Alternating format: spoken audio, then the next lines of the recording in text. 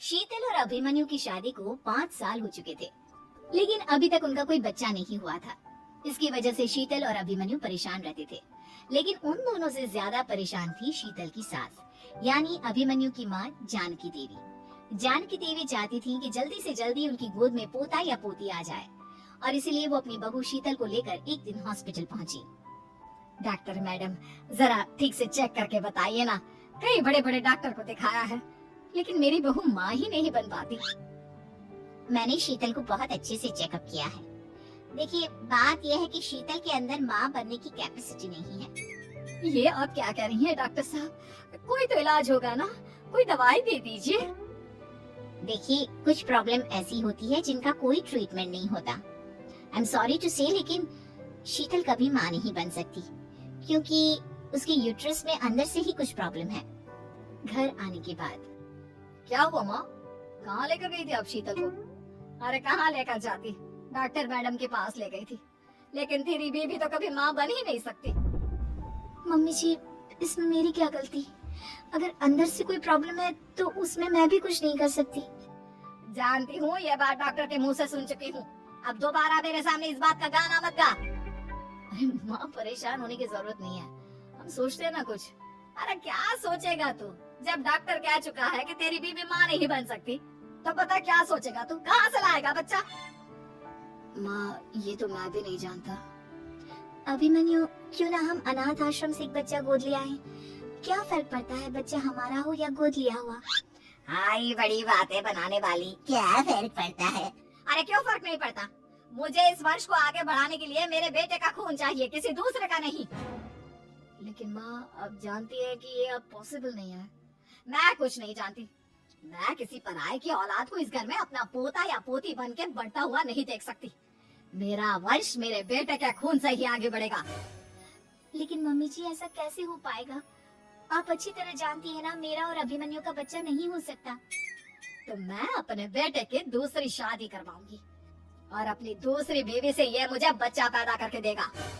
ये आप क्या कह रही हैं माँ? मैं किसी और से शादी नहीं करने वाला। मेरे रहते हुए आप अभिमन्यु की शादी किसी और से करवाएंगी मम्मी जी? आप ऐसा कैसे कर सकती हैं? तू बस देखती जा बहू, मैं ऐसा कैसे कर सकती हूँ। कुछ दिनों के बाद, अभिमन्यु, मैंने तेरे लिए लड़की ढूंढ ली है। माँ, मैं आपको कितनी बार समझाऊं, मुझे किसी से शादी नहीं करनी है। पहले मेरी बात सुन, ये जो चमेली है ना, हमारे घर में काम करने आती है, वो तुझसे शादी करने के लिए तैयार है। मम्मी जी, आप अभिमन्यु की शादी एक नौकरानी के साथ करवाएंगी? वो इसलिए क्योंकि चमेली दिखने में बहुत खूबसूरत है, बच्चा भी सुंदर ही होगा। मम्मी जी, लेकिन एक बच्चे के लिए अपने बेटे की शादी नौकरानी के साथ करवाना, क्या ये सही है? अगर अभिमन्यु ने शादी नहीं की ना, तो मैं अपनी जान दे दूंगी। अब देख लो, अगर तुम्हें अपनी माँ की जान प्यारी है तो तुम्हें इस नौकरानी के साथ शादी करनी ही होगी। इस तरह जानकी देवी अपने बेटे अभिमन्यु की शादी नौकरानी चमेली के साथ करवा देती है। कुछ दिनों के बाद, नौकरानी से मालकिन बन गई तो मजा आ गया, अब तो मैं इस घर की मालकिन हूँ। देखो, अपने आप को ज्यादा मालकिन समझने की कोशिश मत करो। एक बार तुम्हारा और अभिमन्यु का बच्चा इस दुनिया में आ जाए, उसके बाद तुम इस घर से हमेशा के लिए चले जाना। अरे जाओ जाओ, किसी और के आगे बातें बनाना, एक बच्चा तो पैदा नहीं कर सकी। बढ़िया, जाओ जाकर मेरे लिए कॉफी बना कर लाओ। नौकरानी मैं हूँ या तुम? मम्मी जी, देखिए ना, शीतल मुझसे किस तरह से बात कर रही है। शीतल, तुम्हें पता है ना चमेली प्रेग्नेंट है, मेरे बेटे के बच्चे की माँ बनने वाली है। वो जैसा कहती है वैसा करो।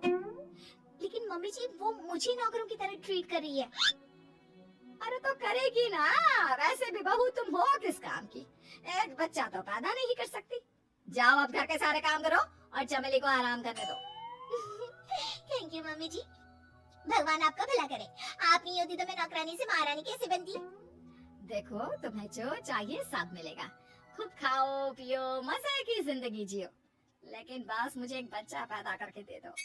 कुछ दिनों के बाद, मम्मी, बच्चे के लिए आपने मेरी शादी चमेली के साथ करवा तो दी, लेकिन दिन और रात का चैन मिट गया है। सारा दिन शीतल और चमेली की बहस चलती रहती है। अब शीतल को इस घर में रखने से क्या होगा? मैं तो कहती हूँ उसे घर से निकाल दो, है भी किस काम की। मैं ऐसा नहीं कर सकता माँ, वो मेरी पत्नी है, उससे बहुत प्यार करता हूँ मैं। तुम्हारी पत्नी चमेली है, चमेली, उससे प्यार करो। अरे तुम्हारे बच्चे को जन्म देने वाली है वो। अभिमन्यु, मैं खुद ही इस घर से चली जाती हूँ। वैसे भी अपने ही घर में नौकरों की तरह रहकर परेशान हो चुकी हूँ। घर की नौकरानी मेरे ऊपर हुक्म चलाती है। वो तुम्हारी पत्नी बन चुकी है। अब मेरा इस घर में क्या काम? अभिमन्यु के बार बार रोकने पर भी शीतल उस घर से चली जाती है। कुछ दिनों के बाद चमेली एक बच्चे को जन्म देती है। भगवान ने मेरी सुन ली।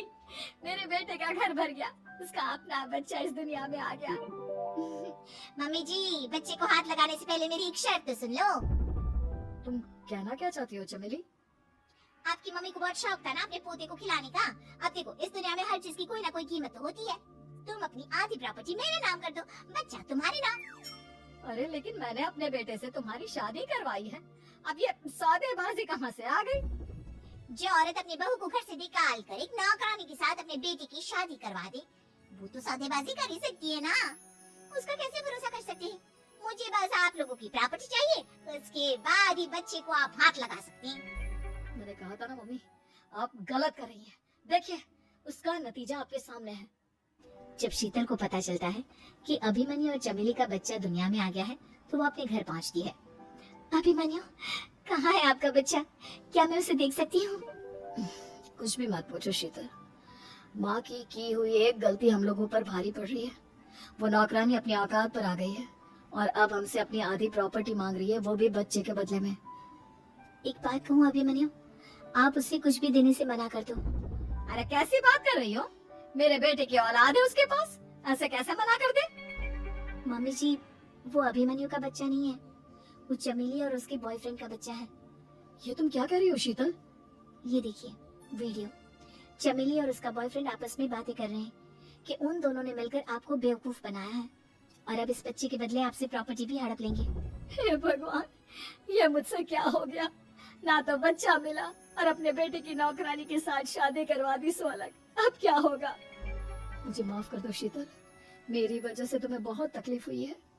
अभिमन्यु, मैंने कहा ना, उस नौकरानी को उसके बच्चे सहित इस घर से बाहर निकाल दो। लगता है मेरे अभिमन्यु का बाप बनने का सपना अधूरा ही रह जाएगा।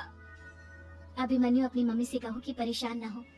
आपको याद है एक बार हम एक IVF सेंटर गए थे, मैंने फिर से वहां जाकर बात की थी और आपको पता है इस बार मैं प्रेग्नेंट हूँ, क्योंकि हमने वहां पर प्रोसीजर करवाया था जिसकी वजह से मैं प्रेग्नेंट हो गई थी और इस बात का पता मुझे बस कुछ महीने पहले ही लगा है। हमारा बच्चा इस दुनिया में आने वाला है अभिमन्यु। मुझे माफ कर दो शीतल बहू, मुझसे बहुत बड़ी गलती हो गई। कोई बात नहीं माँ, लेकिन अब हमें उस धोखेबाज नौकरानी को इस घर से बाहर निकालना है और इस घर की मालकिन को वापस घर लाना है, वो भी अपने बच्चे के साथ।